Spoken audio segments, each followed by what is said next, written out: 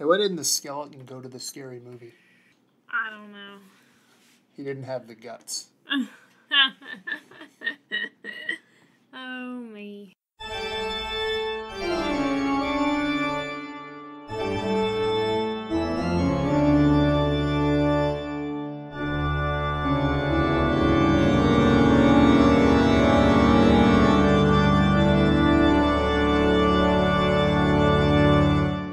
Hello, everyone. This is Matt and Amanda from Schorr, Manor here, back with our next podcast episode for you. And this episode is all about Matt's projections that he does in our window every year. Yeah, we touched on this a little bit with our Halloween just decorations overall, but I thought this was something we could come back and maybe dive into a little bit deeper, if that's okay with everybody. Is that okay with you? Sounds good to me. Are you sure? Mm-hmm. Okay. The big thing that I guess I want to talk to about with this one is this. I think this is a decoration that for a lot of people can seem pretty daunting because it's a little bit elaborate, and there might be this conception that you can spend a fortune on this type of decoration, and you very easily could, but you don't necessarily have to. I think that's the important thing, because one year, I think I spent less than $10 on one decoration in our window, and to this day, that's the most popular one. That's all anybody ever asks about is that same one, and that's this eyeball. Every year, no matter what I do, no matter what I put up there, no matter how elaborate or amazing it is, everyone mentions the eyeball. Is that true? Yeah. The kids, they love the eyeball. He does different ones every night, but the first year that we did it, we only did the eyeball because we were brand new at it, and we just wanted to have something spooky and not really... You can get into some, like, really creepy ones that's like the silhouette of Mike Myers killing people, but we have a lot of kids in the neighborhood, and we didn't want to do that, so we stuck with the eyeball the first year, and the kids still, 3 years later, are asking about that eyeball. That's all anybody... Yeah, we've had dancing skeletons, I've had a ragtime band, had a singing witch, and yet every time people ask about the eyeball. The eyeball, that's all they want to see. And for that specific projection itself, I paid a grand total of $0. So we'll just start with the way the setup works, and then we'll get back to the actual projections, because this is the big thing. I'll just tell the story of how I decided to do this. We were at Spirit Halloween, I believe is where we were, when I first saw the concept of Halloween projections. And the ones that they had, of course, were they were through a company called Atmos FX, and they have some phenomenal projections, like really great stuff. And in fact, for my money, I think you're not going to find better projections from anybody out there. They're fantastic. There are other great ones out there, but I mean, Atmos FX they're the top of the hill right now. I saw this, it fascinated me, but I immediately thought that is way too expensive for us. That's not something that we could ever do. But it stuck with me, so I just started looking it up and researching how it works. And the thing to remember with this is it's just a movie projector, which people these days have a lot easier access to, thanks to, Amazon, it's where we got ours. But Amazon, eBay, you can get them, I'm sure, at probably Best Buy or various other local shops out there. So my thought was I wanted to just do a quick test run, and that's where this eyeball came in. So this is the first lesson when it comes to the different projections out there. There are a lot of freebies that you can find just on YouTube. Just go out there, download the video, and then you can use that, to your heart's content. Now, I'm going to put up a quick disclaimer here now that I have said that. I am sure there are people out there downloading things from people who have made their projections with the intent of selling them and then are turning around and putting them on YouTube for free. I am not endorsing that. People work hard on these projections. That's not cool. If you know of somebody on YouTube that is putting that stuff out there for free that you're supposed to be paying for, do not do that. Right. Yes. Never mind. Do not want to steal from anyone. Absolutely not. Never mind the legal ramifications, which are important.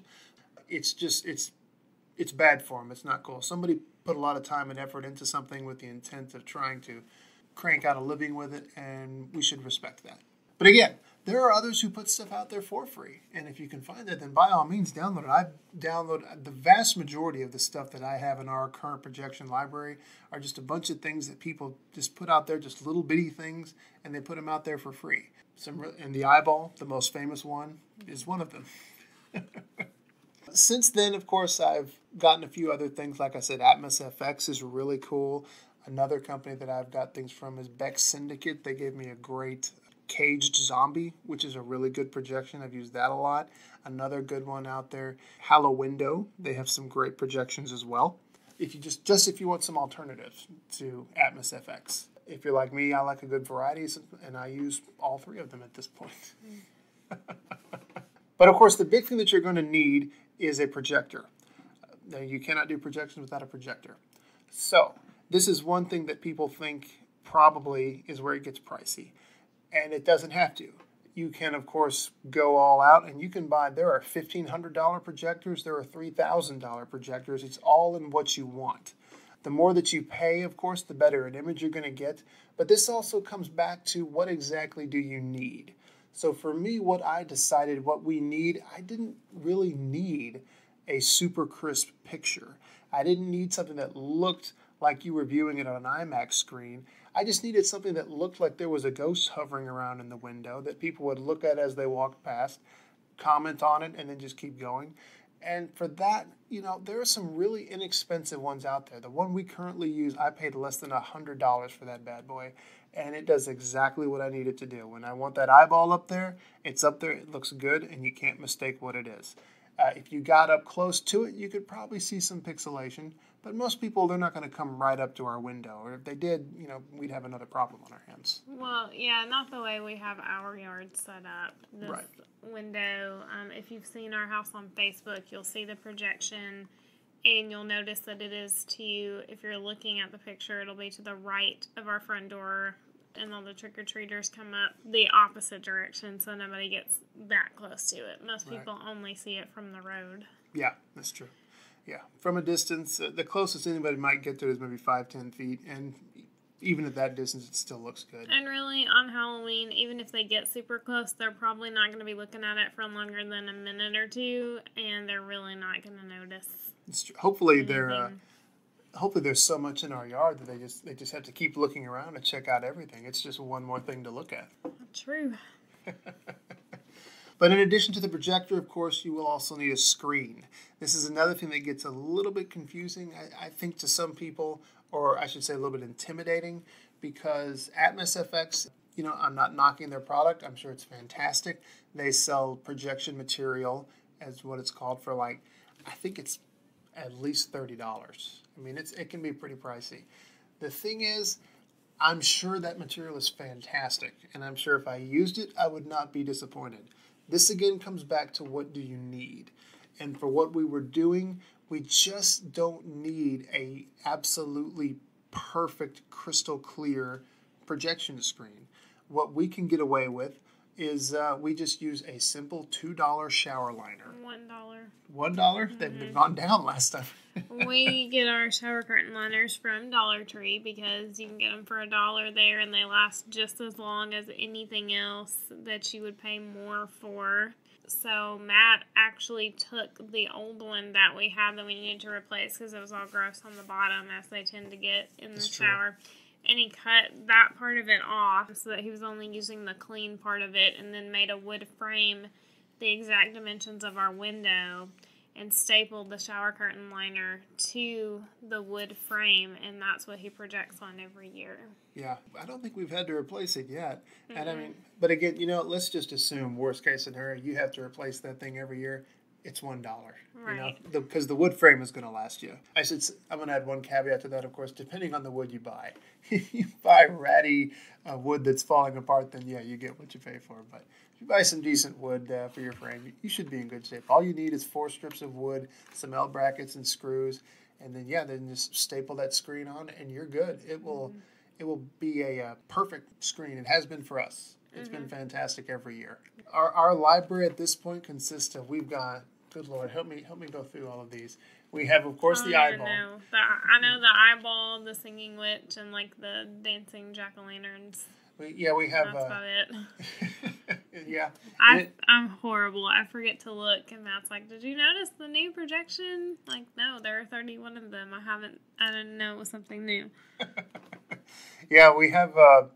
Let's see. At this point, the closest thing to a really horrifying image that I have is just the shadows of zombies, just like clawing at the window. But all it is their silhouettes. So I mean, there's nothing really grotesque or gross about any of that because we like to keep things pretty PG rated around here. We have the Schorr Manor ghost. Yep. We have the one that we used as inspiration for our design for the Schorr Manor logo is one of them. We have a wraith. That's like trying to break out. Yeah, there's I think it's called like Electrified Phantasm, something like that. Came from Atmos FX, which is really great. Again, as far as their images go and their projections, I cannot speak highly enough of Atmos FX. Even if you get inexpensive equipment like we have, you can still go and just purchase the individual projections that they've got. And they range from, like we said, really G-rated stuff to some really creepy and horrifying stuff. It's all in what you want. It's all in what the kind of imaging you're looking to put out there. They're the ones that do like the things you see at Spirit, like the spiders crawling on the wall and cockroaches coming out and like zombie hands and everything breaking through the wall. And my favorite was this singing witch that I got last year that nobody said anything about. This witch is up there singing these fantastic songs, and all anybody says when they walk past is, "Where's the eyeball?" Yeah. Where's the eyeball? That's all they want. They want that eyeball. That's it. I should stop bothering getting new projections. You should just make sure the eyeball's up on Halloween. Yeah. We have some people that drive through the neighborhood, drive by the house at least a few nights a week to see what new projections we have, mainly just our neighbors that are out and ask us about it. But just getting to the free ones that you can find out there. I'm just always scouring YouTube, just seeing what I can find, what kind of images, what kind of stuff is out there that I might be able to use. Some of the more interesting ones, I have a skull that sings Cannibal Buffet. That's kind of a fun one, even though I don't really get to use the audio for it. It's a cool looking visual. There's also a kind of a dancing skull / face type deal that I'm sure nobody but me notices. Like I said, we've also got that ragtime skeleton band. I have a jack-o'-lantern that just makes faces, sticks his tongue out and tries to look spooky. And the whole joke is that it fails because it's a jack-o'-lantern. Jack-o'-lanterns typically aren't that scary. We also have a Grim Reaper that kind of floats past the window with his scythe. He points at everybody that walks past and then in a real scary motion swings his scythe around like he's going to decapitate all of them. And for one time I had a really cool, I think it was called a Lantern Phantom, this spooky lit up ghostly form that would float past the window and then it would turn and look and its face would turn into a skull and it was carrying a lantern the whole time. I thought that was a really cool visual. Anything else as far as how the projection works that we're leaving out? I don't think so. We keep our projector in our bedroom, facing the screen, facing the window, and we turn it on every night. So if you do this, you will have to have a place to put the projector. That reminds me of something you'll need to keep in mind. Every projector has its own sort of size that the image is going to be, and you have to take a lot of that into consideration, like how close does the projector need to be to the window, or how far does it need to be for it to actually fill it the way that you need to. And a lot of this just comes back to, once again, what you're trying to create, what kind of image you want. I can be a little bit picky with this stuff that some people might not worry about. I don't want the bottom of the projection to appear on the window. I want the whole window to appear seamless. It's just a sort of nitpicky thing that I have in a quest for realism. Yes, heaven forbid you accidentally knock over all the books that the projector is stacked on. It's true, because we don't really have a professional setup back there. Not at all. Just whatever I can stack up for it to get the look that I want. Usually ends up being about 6 or 7 Babysitter's Club books. Yeah, it's good that we have those. But anywho, I think that really describes the steps that we take to pull this off. The main thing that I wanted to make sure everybody knows is it doesn't have to be a super expensive thing. Right. There is going to be a little bit of investment, like I said. If the projector you're going to need, it's less than $100, but it's not exactly like going out and spending $5 on something either. You are going to have to put in a little money there. But once you have that projector, you don't necessarily have to spend a whole lot of money. Even with Atmos FX, their top of the line projections, each individual projection tends to be about $10. And then of course they have bundle packs. Just again, what do you want? What do you need? But unless you just go all out and just buy a whole bunch of different videos, there's a lot of ways to do this and do it inexpensively. It doesn't have to be that intimidating. If that's something that interests you, by all means, jump in and do it. We've driven around town. We've seen a few people use projections, not a lot. We stand out on that one. Yeah, most people buy the ones that are already made that you can buy like from the store. And I don't know, no offense if you use those, but personally we feel like they look really cheap because it's the same projection over and over, like on your house. It's like, the people that do the Christmas light projections. Yeah. Like, no, hang up real Christmas lights. Like, it's just, I can't stand those. We call it the lazy way to decorate. It's true. We do put up a bunch of lights at Christmas as well. So it's not just Halloween that we go all out for. We do more for Halloween than Christmas, but... We don't use projections on Christmas. No. Because there are projections out there, like one that shows Santa Claus moving around in your house, and I don't know, to me that seems a little bit creepy. Like, here's this man, people could look in your house and see somebody rummaging around your tree. I don't know, outside the Christmas season, that just seems a little bit off-putting to me. Well, if people use it at Christmas, I suppose. I don't know, something about it just, I don't know. I've never felt the urge to get our projection out for Christmas. Dealing with it in the way of everything, normal everyday life is enough for 1 month of the year. Of course, for us, it would be awkward to have Santa rummaging around since the only window we can project from is our bedroom. So what's Santa doing in their bedroom? Well, nobody knows but us that it's our bedroom window, but... Fair enough. Still.